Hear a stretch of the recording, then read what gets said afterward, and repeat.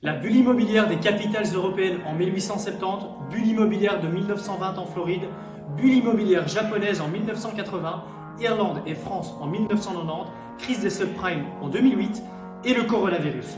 Aujourd'hui, nous allons voir pourquoi investir dans l'immobilier résidentiel même en temps de crise.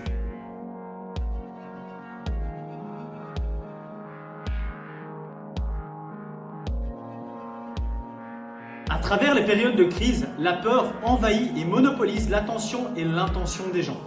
Mark Twain disait ceci: chaque fois que vous vous trouvez du côté de la majorité, il est temps de faire une pause et de réfléchir. Appartenir à l'idée que seul vous êtes en mesure de garantir votre sécurité n'est plus un mythe malgré l'effort de nos gouvernements. Il faut donc une nouvelle source de cash flow. La baisse des taux au cours des dernières années a permis aux acheteurs de s'endetter davantage, ce qui a stimulé la demande et fait monter les prix naturellement de l'immobilier. Pour la majorité des citoyens, le taux faible actuel des taux a donné l'opportunité de s'offrir cette maison dont tout le monde rêve et de s'endetter bien évidemment davantage au risque de la négativité. Voici le problème, la majorité d'entre nous perçoivent l'immobilier comme du trading. Acheter bas pour revendre cher et donc obtenir sur le court, moyen ou long terme un profit maximal. Un pari à haut risque quand on connaît l'évolution cyclique du marché immobilier à travers les différentes époques et la base spéculative sur laquelle repose le marché. Avec Pro One Invest, on s'est donc renseigné afin de vous donner de bonnes raisons de continuer ou de commencer à investir dans l'immobilier locatif résidentiel.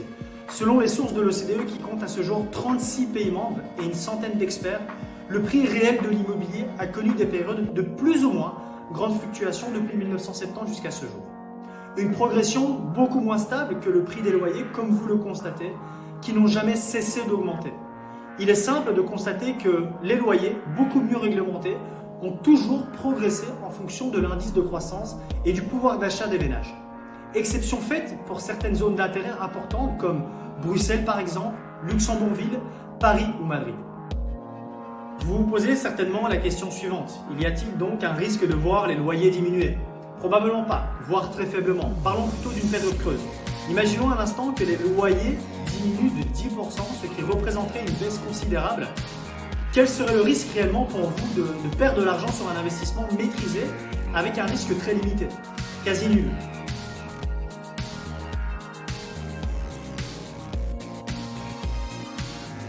Il est donc primordial d'être prêt lors de périodes de récession. Des opportunités pourraient surgir sur le marché que vous ne voulez surtout pas manquer. Vous voulez vous créer des actifs qui font leur preuve lors de ces périodes assez difficiles. Il vous suffit finalement d'observer la situation dans laquelle nous nous trouvons en ce moment même. Des milliers de commerces ont fermé, des milliers de bureaux sont vides, des usines sont à l'arrêt, des loyers commerciaux complètement gelés, faute d'un événement que personne n'aurait pu prédire.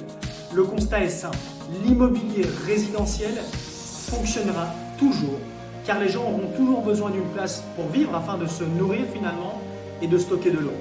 Avoir un toit, acheter à boire, se nourrir feront toujours partie des priorités, finalement quoi qu'il arrive.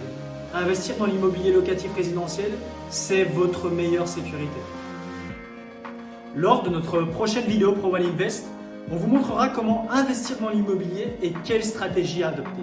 Si vous avez aimé cette vidéo, n'hésitez pas à liker, à partager, à vous abonner afin de recevoir des conseils liés à vos futurs investissements immobiliers.